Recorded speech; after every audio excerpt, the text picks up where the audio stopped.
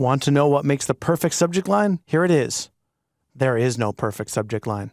Well, that's depressing, hey? Okay, let me take a step back. While there is no perfect subject line, there are things you can do to make consistently better subject lines and cut down on the agonizing you have hours after hours trying to figure out the best one to use. Here's a few tips.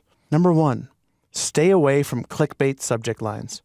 If you want big open rates, sure, you could use a subject line like, "You won't believe how our product can make your life better," or 10 ways our service will make you rich. But that's just satisfying your need to prove you can get a big open rate. It offers no tangible payoff for the customer in taking your first action. It's cheap, and it's a quick way to not only get readers to be angry at you, but to also decrease the value of every subsequent email you send in the future. Number 2, use their name. Maybe. I remember when email service providers began letting marketers use people's first name in emails. It was a game changer. Only it wasn't. It's been used to death in modern marketing and can come across as a bit forced if it doesn't make sense. It can work, but it's not something you should use every time. "Mike, won't you join us on this cruise?" It's kind of creepy, but "This cruise is built just for you, Mike," works just fine. Number 3, when in doubt, be direct. Just get to the point already. There's so much competition for an inbox that you don't have time to be clever. Your reader will not take the time to think, "Oh, I wonder what they mean. I'm intrigued." They'll think, "Next." As long as the offer's relevant, you can get the best results by just being direct. If I'm selling hot dogs on the July 4th weekend, why would I send an email with a subject line like, "Our hot dogs have something the competition doesn't. Click here to find out what," as opposed to, "This weekend, you're going to need hot dogs." Number 4, get weird.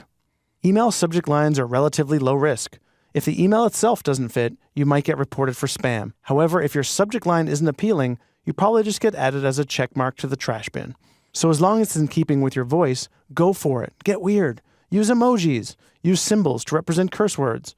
Conversational subject lines make people smirk, so you're already starting them off with a positive vibe. To restate an earlier point, however, make sure it's relevant to the reader. Otherwise, it'll come across as, well, just plain weird instead of conversational. Now, these 4 tips are ones I've learned over my years of sending emails. However, the best advice I can give you is to try different approaches and themes with every single campaign. Finding out how different audiences react to different subject line layouts is a crucial analysis you should be doing every day. Keep track of what words have what effect and in what position.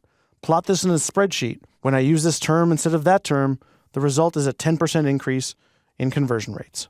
If you're really stuck, however, for a subject line, do this mental exercise. Pretend you're explaining the gist of your email to a 3rd grader.